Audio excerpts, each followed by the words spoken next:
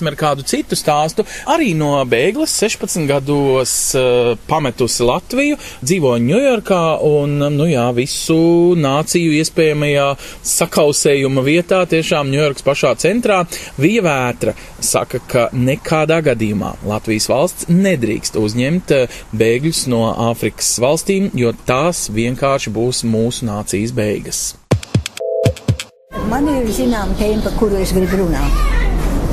Un tā ir par to melno cilvēku laivas cilvēku uzņemšanu Latvijā. Jūs tas aizvaino, ka tā tēma Latvijā tiek uztvērta tik dusmīgi, nē un viss? Nē, tieši otrādi. Nē, man ir jāsaka, ko es paredzu Latvijai, kad uzņems viņus. Bet 250 viņus, vai ne? Nevis tik daudz kā Ņujorkā. Ziniet, ka 250 kļūs 3 reizes tik daudz pēc laika. Un Latvija nedrīkstētu uzņemt tādas melnos. Nekādā ziņā Latvija nebūs vairs Latvija. Un to saka Vija Vētra, kas 50 gadus ir nodzīvojis. Jā, tāpēc, ka es esmu nodzīvojis starp melniem Amerikā.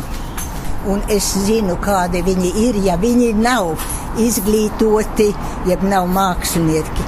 Man ir ļoti jauki draugi šeit starp viņiem, bet tie ir izglītoti cilvēki. Un tie ir mākslinieki.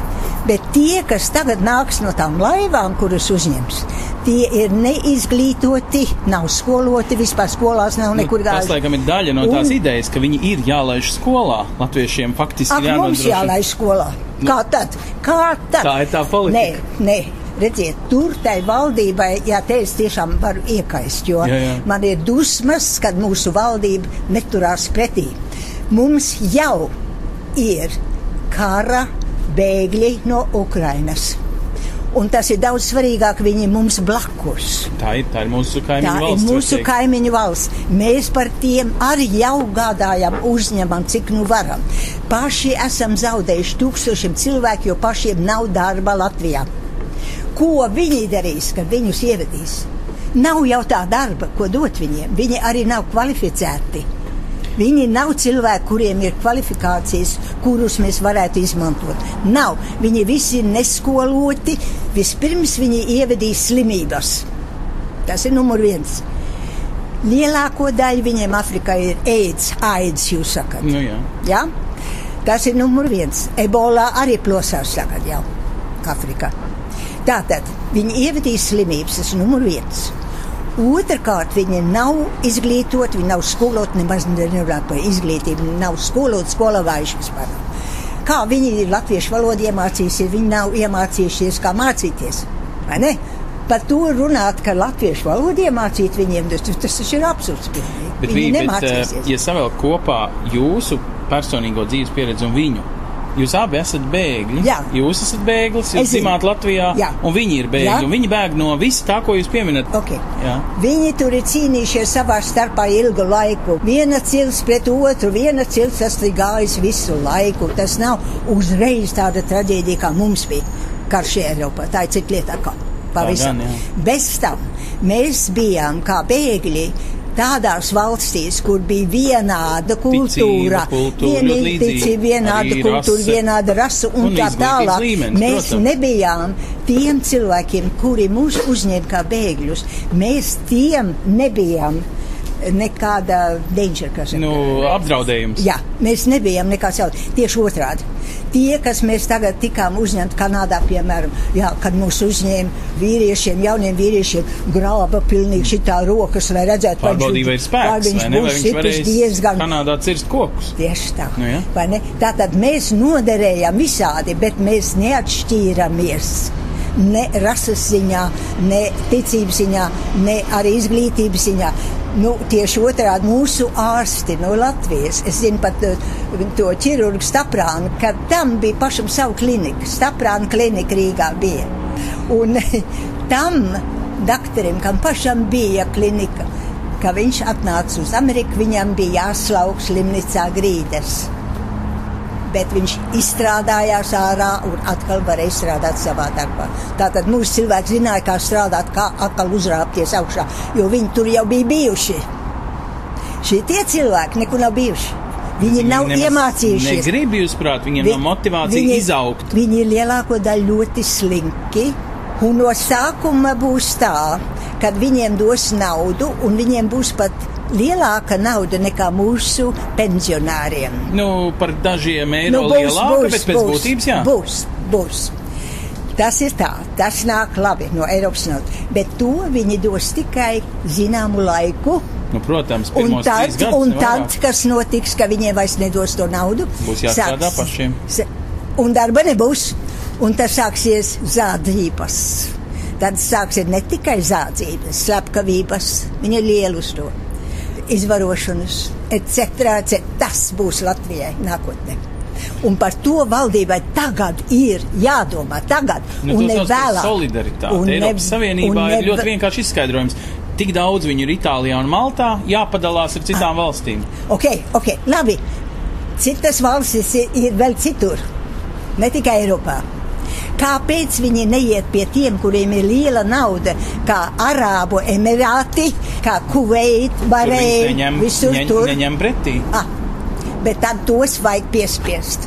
Tad tiem ir jāpiespiež viņus uzņemt.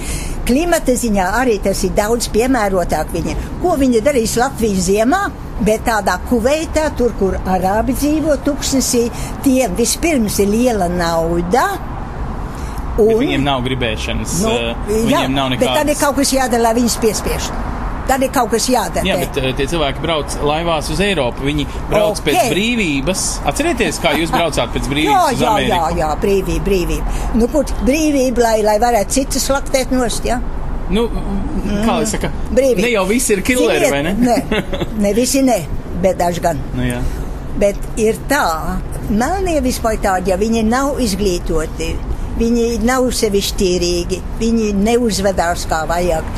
Viņu ideja, kas ir brīvība, it's a free country, viņš it arī saka, tas nozīmē, es varu spļaut, kur es gribu.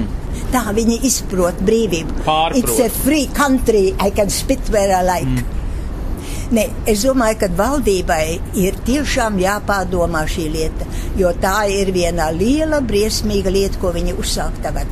Un tagad būtu jādomā par to, jo tad, kad būs pavēl, viņi kodīs savus pirkstus. Ka to nevajadzēja tā darīt. Viņiem jāturās pretī. Mums ir interesanti to dzirdēt no jums, no viņas vētras, kur to visu ir tā kā no otras puses pieredzējusi. Jā, bet es arī pateicu. Visu to sāpi zinat, kā tas ir justies par bēgli. Mēs bijām piemēroti bēgļi. Mēs varbūt bijām pat labāki nekā tā zemes, kas mūs uzņēma. Jā, un mums bija vairāk vēl mūsu izglītība nekā tā zemē, kas mūs pieņēma. Jūs arī devāt, jūs arī viņu bagātinājāt to zemi. Kas notika ar Austrāliju? Es aizbraucu kā bēgli uz Austrāliju. Austrālija bija tāda zeme, kad es tur aizbraucu, ziniet, kad viņiem nebija ne manieres, nekā tāda. Tas bija tā kā it kā 100 gadus atpakaļ Kalifornijā kauboji. Tāda bija Austrālija, kad es aizbraucu. Tagad mēs, bēgļi, atstājam Austrāliju kulturālu. Mēs ievedam to kultūru Austrālijā. Tagad visiem patīk ļoti uz Austrāliju braukt, jo tur ir jauki un skaisti. Tā, bet tas tā nebija, ka es tur aizbraucu. Tas bet tā jūs nebija. pati, kā cilvēks, sanāk, esat tik daudz ceļojusi, no savas dzīves vietas mainījusi, un katru reizi esat varējusi tā kā, palikt tajā teritorijā un tajā sajūtā, ka jūs mainot šīs vietas, dodat arī šīm vietām kaut ko. Jums ir aizdoms, ka šie melnādainie ieceļotāji, kas tagad nāk uz Eiropu, viņi tikai ņems, viņi neko nedos. Par to es runāju, jo viņi nav piemēroti Eiropai. Viņi neko nedos, viņi ņems. Un ne tikai ņems, viņi sagandēs mūsu kultūru, sagandēs mūsu zemi, un tagad vajadzētu drusku aizņemties latviešu valdībai no tās dūšas, kas ir grieķiem. Aha, tas gan. Jā, mums vajadzētu to dūšu aizņemties, kas grieķiem ir, lai mēs turētu tos pretī tam, ko mums tagad uzspiež. Pilnīgi nepiemēroti uzspiež.